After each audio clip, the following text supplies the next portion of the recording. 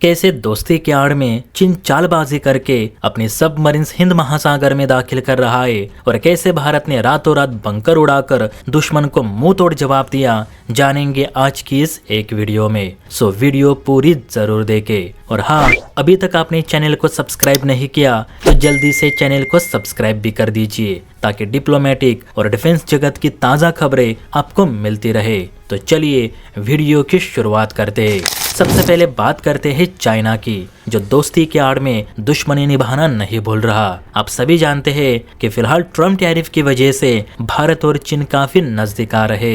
गलवान घाटी में हुई हिंसा के बाद दोनों देशों में जो व्यापार रुका हुआ था वो ट्रम्प टैरिफ की वजह से फिर से शुरू हो रहा है। चीनी विदेश मंत्री के भारत दौरे के बाद तो पूरा समीकरण ही बदल चुका है। चीन ने रेयर अर्थ मिनरल से लेकर खाद और हेवी मशीनरी पर लगे एक्सपोर्ट टैक्स को वापस लिया और अब अपने जहाज भारत भेजने शुरू कर दिए हैं। वहीं भारत ने भी चीन को रिफाइंड क्रूड ऑयल, कपास और सॉफ्टवेयर भेजने शुरू कर दिए हैं। जल्द दोनों देशों के नेता रुपए युआन में भी व्यापार करने पर जोर दे रहे ताकि डॉलर को अवॉइड किया जा सके। लेकिन इसी बीच एक ऐसी खबर देखने को मिलती है जिससे सिद्ध होता है कि चीन को लेकर कभी भी लापरवाह नहीं रहना चाहिए, ना ही चीन पर कभी पूरा भरोसा रखना चाहिए, वरना चीन 1962 की तरह कब धोखा देगा कुछ कह नहीं सकते। तो खबर ये है कि भारतीय नौसेना के समुद्री गश्ती विमान यानी पीएटाई पोसाइडन ने भारत के स्पेशल इकोनॉमिक जोन से 200 किलोमीटर दूर एक चीनी सबमरीन को डिटेक्ट की।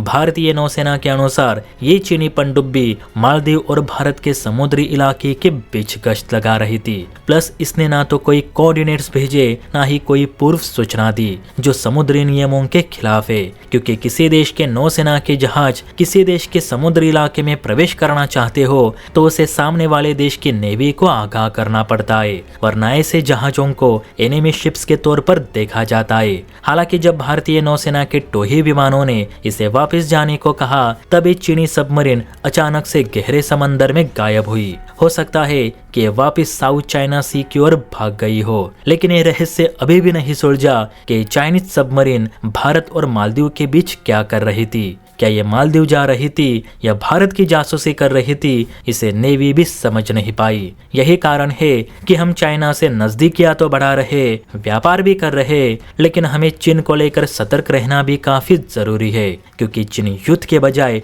शतरंजी चालों में ज्यादातर दूसरों को फंसाता है। दूसरी खबर की बात करें तो वो इंडियन आर्मी की ओर से है, जिसने एलओसी के नजदीक एक टेरर कैंप को ध्वस्त कर दिया। खबर है 20 अगस्त 2025 की, जब भारतीय सेना को सैटेलाइट तस्वीरों से ये पता चला कि पाकिस्तानी सेना एलओसी के महज 25 किलोमीटर की दूरी पर आतंकियों के लिए कुछ छोटे मोटे कैंप या आप उसे टेम्पररी बंकर भी कह सकते हैं, वो खड़े कर रही थी। ये बंकर आमतौर पर पत्थर और घास के बने होते हैं ताकि पाकिस्तानी लॉन्च पैड्स में से जो आतंकी भारत पे हमला करने निकलते हैं वे ऐसे बंकरों में आकर थोड़ा आराम फरमाते हैं, अपने हथियार रीलोड करते हैं और आगे की प्लानिंग करके भारत की ओर कुछ करते हैं। ऐसे बहुत से बंकर एलओसी पर देखे जा सकते हैं जो पाक सेना विशेष तौर पर इन जिहादियों के लिए बनाती है।